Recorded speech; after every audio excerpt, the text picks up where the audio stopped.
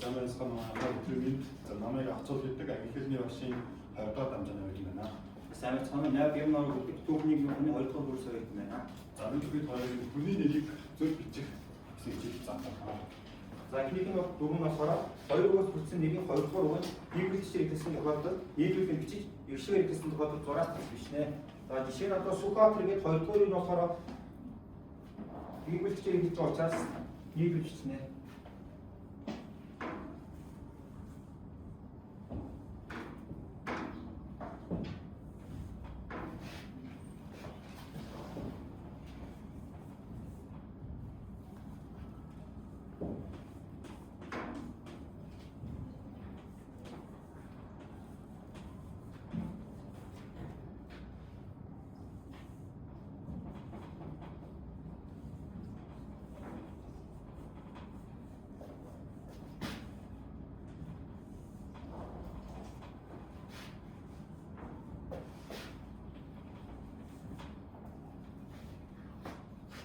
Дараагийн нь болохоор инкучер гэдэг нэр 2 дахь үе нь болохоор иршгээр хэлж байгаа учраас тасал тавьж бичнэ.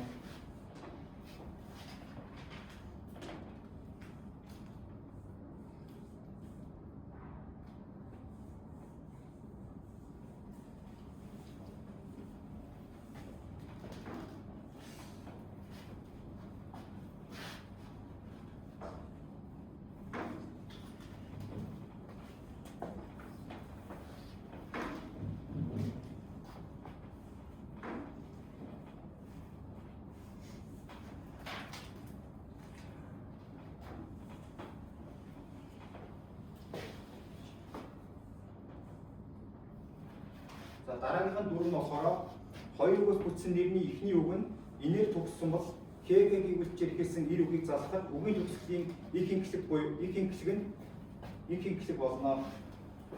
Харин ийм үг залгуул энэ хэвээрээ бичгэнэ. Жишээ нь тийм бол одоо мөнх сарангаа гэдэг нэр жишээ болж чи. 2 дахь үе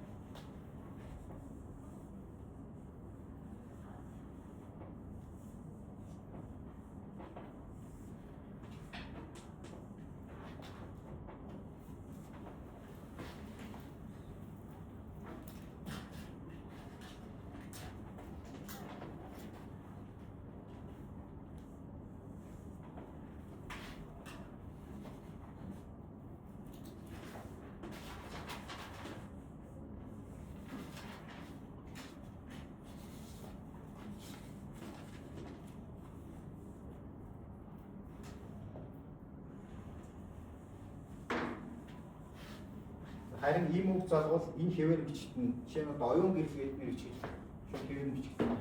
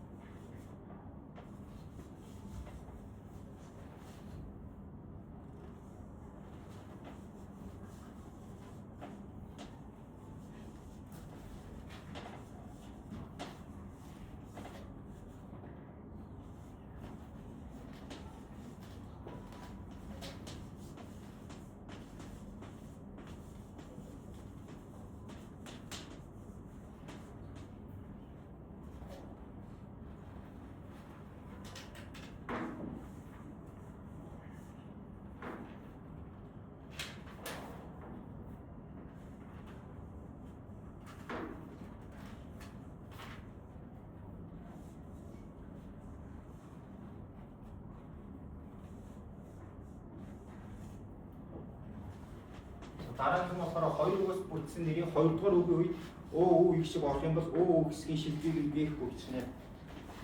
За жишээ нь болохоор энэ бац өх гэдэг нэмээр 2 дугаар үед энэ өө хэсэг орсон учраас шилжийг нээх бүрдснэ.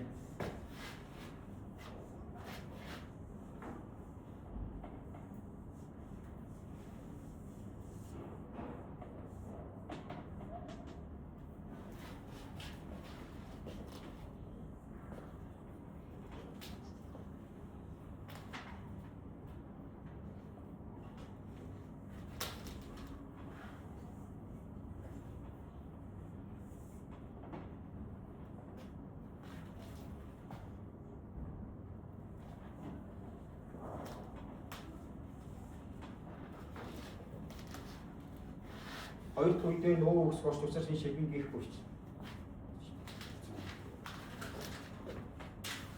За дөрөвдөх нь болохоор төвд санскрит нэрийг бичихтэй тухайн хэлээр яаж бичдэг баримтлалын задсан монгол хэлний иршиг зорьсон ёс зэргийг халуулсан бичдэг. Жишээ нь арбан, цэрэн, цүрэн, алдан, онцэг гэдгийг бичдэг. Алдан болохоор ярианы хэлний дуудлагаар төгсгөлд нь урд иршиг нэмий дуудлах болсон нэг өг үгээр нь бичнэ. Жишээ нь гэрлээ, талима, баатар, цэнги.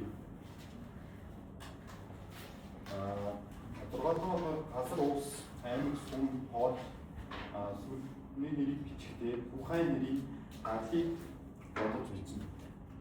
Жишээлбэл энэ арбай хэл, ардан, монгол